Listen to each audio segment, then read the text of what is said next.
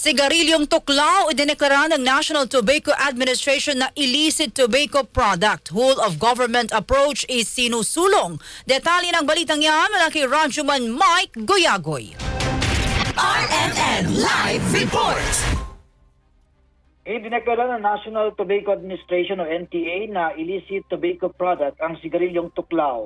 Ilinaw ni NTA Administrator and CEO Belinda Sanchez na walang sino man ang binigyan ng ahensya ng pahintulot para angkatin ito sa bansa. Binalaan ng NTA ang publiko na huwag tangkilikin ang naturang klase ng sigarilyo dahil meron itong mapanganib na side effects. Nauna nang nag-viral sa social media ang ilang kabataan na kinakita ng panginginig o seizure-like symptoms matapos manigarilyo nito.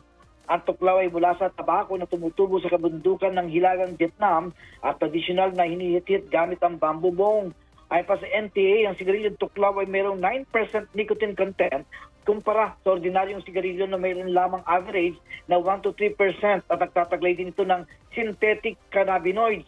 Ayon pa sa NTA, ang sigarilyong tuklaw ay galing sa Indonesia at Malaysia at pinapadaan sa karagatan at sa pamamagitan ng entry point, nakakapasok ito sa Zamboanga, General Santos, Davao at Palawan. Nirekomenda ng NTA ang whole of government approach laban dito dahil organisado umano ang mga nasa likod nito sa pamamagitan ng online ang transaction ng pagbebenta ng tuklaw at may kumukuha ng wholesale at retail.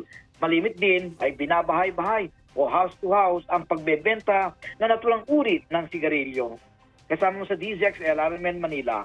Radyoman Mike Goyagoy Tatak, RMN.